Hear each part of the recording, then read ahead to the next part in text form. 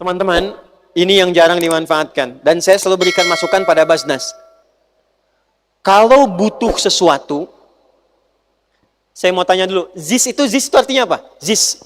Z-I-S. Z-I-S. Apa kepanjangannya? Zakat, infak, sedekah. Kita taunya itu mengeluarkan saja. Tapi distribusinya nggak didalami. Padahal mungkin ada hak kita di situ. Dan bukan aib kita mengambil itu. Bukan aib. Jadi nggak semua orang ngambil zakat itu fakir miskin. Bukan. Tidak semua orang ngambil infak itu bagian dari orang lemah. Bukan. Buktinya apa? Orang tua nggak boleh dizakati. Tapi harus diinfaki. Istri, ibu kalau dapat dari suami namanya apa? Uang bulanan itu yang dikasih namanya apa? Nafkah. Nafkah itu, Bu, singkatan dari infak. Singkatan dari infak namanya nafkah. Itu ada di Quran surah keempat ayat 34.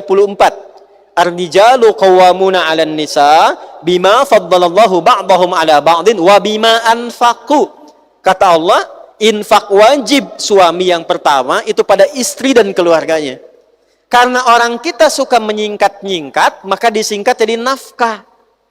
Ikomat jadi komat. Adi jadi di, ade jadi de, sini de.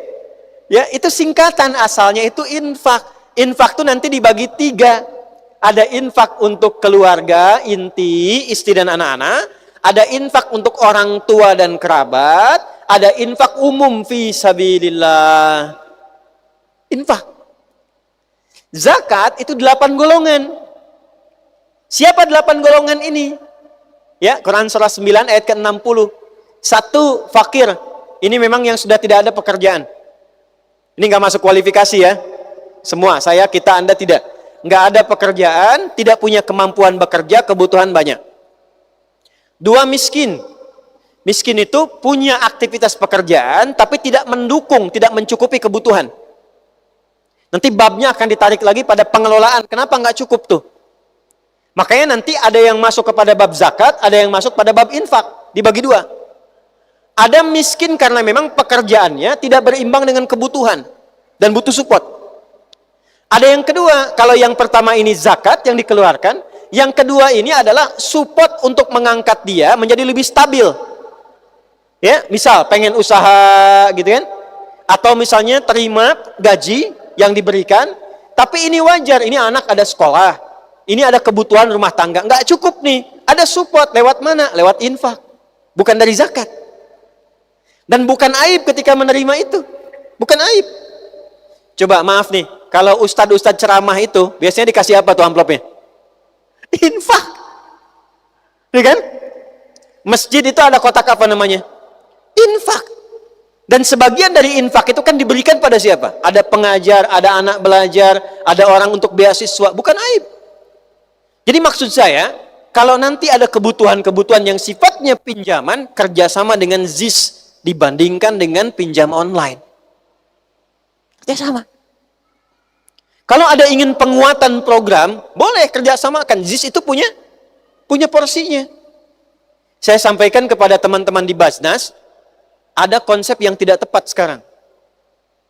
Kalau dari Nabi, diambil dari kewajiban orang yang wajib mengeluarkan zakat dan infak, di tempat itu, lalu disalurkan di tempat itu dulu. Misal, zakat infaknya Pekanbaru, disimpan di Basnasnya Pekanbaru. Itu kalau versi Nabi, jangan di-store ke pusat dulu. Diselesaikan kebutuhan di wilayah Pekanbaru. Nanti koordinasi. Ya. Jadi kalau misalnya di Madinah Umar ini megang kendali, Umar koordinasi. Ya. Mana panglimanya? Datang. Mana bagian kementerian? Datang. Berapa bagian dari porsi ini yang harus disalurkan kepada, ini sudah ada kualifikasinya. Ini fulan. Zaman Utsman itu semua militer, baik darat, termasuk angkatan laut, udara belum ada, darat dan angkatan laut, itu tidak ada yang berpikir tentang keluarganya. Karena semua kebutuhannya terpenuhi. Di atas kebutuhan pokok. Dari mana posnya? Baitul Mal. Baitul Mal itu posnya apa? 2. bagi Anda yang sudah mengenakan seragam ini, itu masuk kategori mujahid fi sabilillah. Dapat bagian ke-8, wa fi sabilillah. Saya selalu katakan pada teman-teman, kalau sudah menggunakan seragam ini, ibu bangga bu, suami ibu bu. Ya, dan teman-teman Anda mesti bangga, yang muslim ya saya katakan. Ini seragam Anda kebanggaan. Bukan cuma saat Anda jadi kesatria di langit. Catat pesan saya ini. Bukan saat sekedar Anda menjadi kesatria di langit. Tapi ini dibawa sampai di hadapan Allah ketika saat dihisab. Dibawa sampai hari kiamat jadi kebanggaan saat dihisab. Perhatikan baik-baik. 3 golongan. Yang dalam hidupnya tercatat pejuang akhirat. 1. Ulama. Yang mengajarnya ikhlas karena Allah. Bukan ulama pencari dunia ya. Ulama yang mengajar ikhlas karena Allah. Jadi ada ulama ahli kitab, ada ulama ahli proposal. Nah, itu ada ya. Kedua, pencari ilmu yang diniatkan untuk ibadah. Quran surah 9 ayat 122. Pencari ilmu yang diniatkan untuk ibadah. Keluar ke Madinah, ke Mekah, ke Al-Azhar di Mesir, ke Libya, ke Tripoli, ke Tunis. Supaya pulang jadi ustadz. Jadi ulama, ngajar masyarakat.